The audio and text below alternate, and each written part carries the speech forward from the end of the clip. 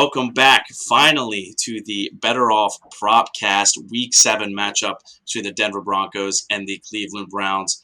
Back after I'm sure was a very busy whirlwind of 2 weeks. Our very special, esteemed guest, Mr. Prop Holliday. How you doing there, Bob? I'm good, man. It's definitely been a busy couple weeks. I am finally done wedding planning, done with everything wedding related. Actually, it came at a good time. I could use a little bit of a reset, but I'm excited to be back, man. It's week 7, plus we got NBA tipping off this week, so I'm here, man. I'm here for all of it.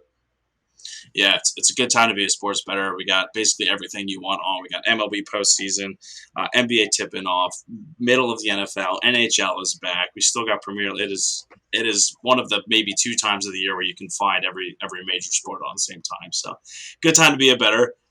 Not the best time to be a maybe fan of high scoring or fun to watch football games, but let's get into that. So, week 7, Thursday night. We have the Denver Broncos at 3-3 going up against the also 3-3 Cleveland Browns. Now, this game has been very, very interesting as far as the lines. So the lines of this game, Cleveland opened at a 6-point favorite. It is now down as of 5:45 on Wednesday to Cleveland minus 1.5. It's basically even money. Cleveland's minus 126 on the money line. Denver's plus 108. Cleveland will be without Baker. They'll be without Chubb. They'll be without Kareem Hunt. Odell Beckham's questionable. They got a couple of linemen questionable. They're starting Case Keenum. Case Keenum has not started a game. The last time Case Keenum started a game was with a team that does not exist anymore in the Washington Redskins. And the over-under has dropped like 4 points. It's down to 41.5. I was trying to build a parlay a little bit ago that had OBJ on it, and then they took it off and put it back on while I was in the middle of and they took Fant off and put it back. It is all over the place right now. So this game's kind of in shambles. There's talk of Drew Lock maybe starting over Teddy Bridgewater, which we don't know yet.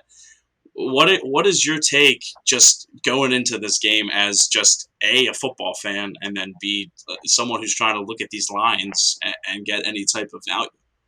As a football fan, it's football. I'm excited to watch it. The 2 teams are very, very interesting. So you got the Broncos. They started off hot. Is it because of the competition? I think they opened up against the Jaguars, the Jets, and the Giants. After 6 weeks, we both agree. I'd say they're not the upper echelon of the NFL. And then they raffle off 3 straight losses.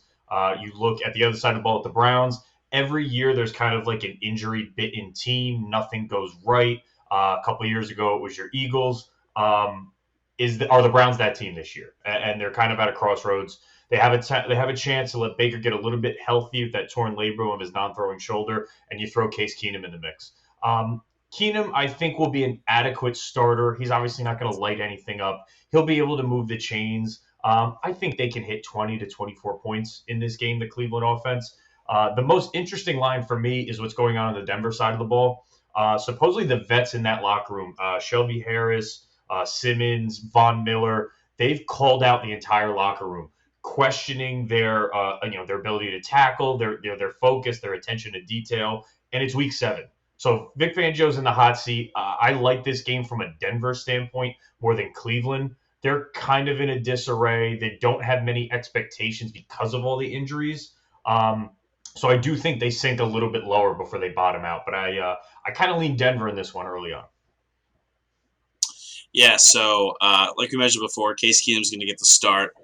Just a quick soundbite from him. Ahead of practice, I believe it was this morning. He said, "I feel very ready. I've been ready. You don't have to get ready if you stay ready." Yeah. So Case Keenum's confident. He's going to be rolling in Cleveland Thursday night.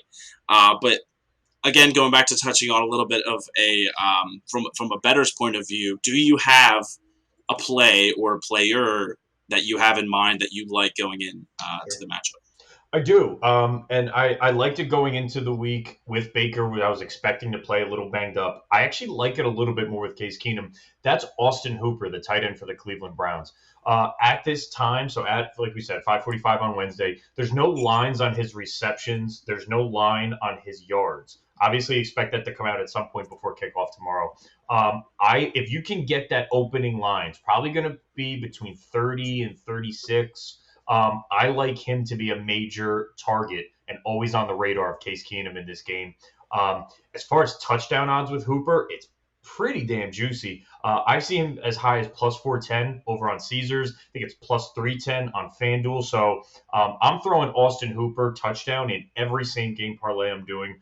And when his line opens on yards or receptions, I like him at around 3 or 4 receptions. I like him to finish in that 35 to 45 yard range. So I think he'll be a dump off guy for Case Keenum. And then let's look at the injuries. We talked about the injuries when we opened up the pod. The 2 tackles for the Browns are out, or expected to be out. That's Conklin and what is his name? Oh, Willis. I'm sorry. And then J.C. Treader, the center, is also maybe out. I expect Von Miller, who had a very good soundbite this week. I don't know who I'm lining up across from, but I'm going to kick their ass. I expect Von Miller to get a lot of pressure. Case Keenum's a little bit mobile. He's getting up there in age. If he has to step up in the pocket, I think Austin Hooper, whose depth of target is like 4 yards, perfect drop-off for him. So Hooper's a guy I'm targeting for this game on Thursday. All right, there we go. And so, again, we tried our best to, like we said, a lot of line movement, a little bit of uncertainty on both sides, how things are going to go. But we do still have a couple of same-game parlays for you. So, as always, the best is going to go last, and I'm going to go first. So, you'll notice between we both have you'll notice between both me and Prop Holiday that this is a very, like we said, some lines aren't available, like the Hooper line. Some other lines are weird or moving or whatever. Very touchdown-centric. So just to keep in mind, and we will have a little bit of overlap, but maybe that's a good thing. Maybe that shows confidence and not anything else. So I'm starting out with the Broncos alternate spread plus 3.5. That's at minus 150 right now. I like Broncos money line in this parlay a lot. But like we said, just with the uncertainty of, we're assuming that Bridgewater is going to play.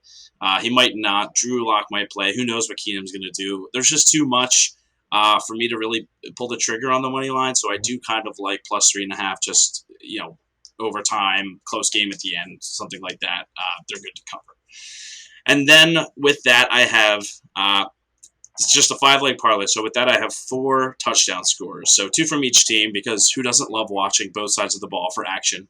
As a viewer, you hate to pile up on one side of the game and then be bored watching the other side if you don't have anyone on there. So we got 2 from each. So from the Broncos, I have Javonte Williams and Noah Fant. Williams at plus 175, Fant at plus 260. All these lines are on FanDuel. And then from the Browns, I have D'Ernest Johnson at plus 125. And as Prop Holiday mentioned, I think he's going to have a good game. Austin Hooper plus 310. So the 5 legs, the spread, and the 4 TDs on FanDuel plus 21,121. Or for you math whizzes at home, that's 10 to win just over $2,000. So, I don't feel confident in any over-under plays on wide receivers right now. Obviously, running backs are tough too with that committee in Denver, and you just don't know without Hunt and Chubb how really Johnson's going to fare. So I think there are going to be touchdowns in this game. So I'm just going to stick with that. And so that's it. 5 legs, plus 20,000.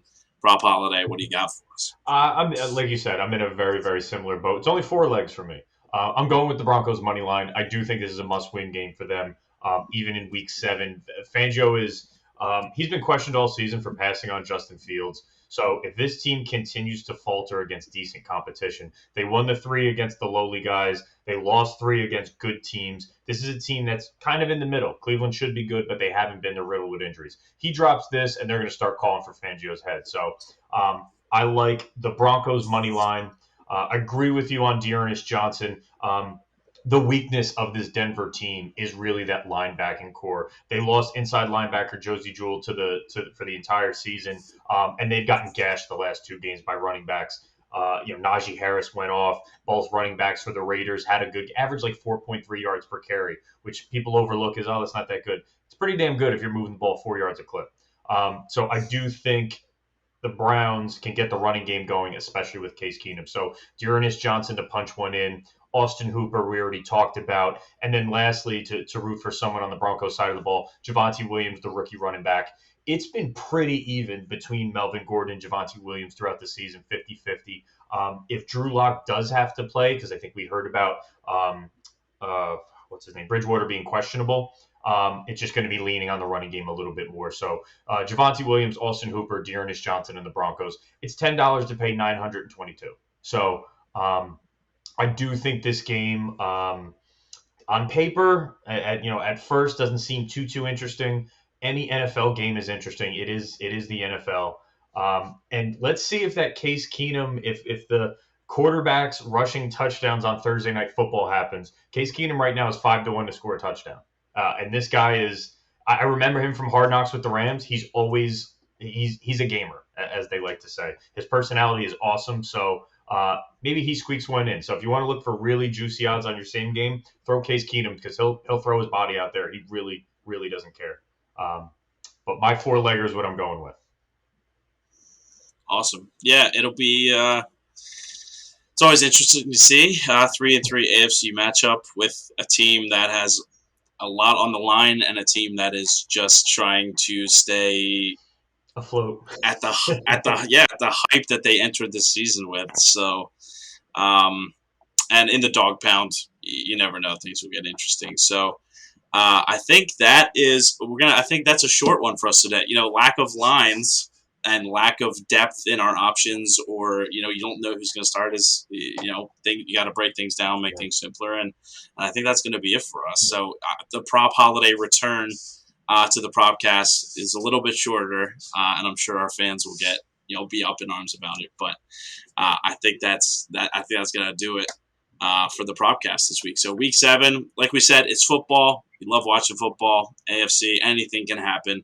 So make sure to tune in tomorrow night, Thursday night, for this interesting AFC matchup. So for Prop Holiday, I'm Dan Skidlowski. Make sure to download the BettorOff app, put your picks in, follow us on Twitter and Instagram. And until next time, happy betting.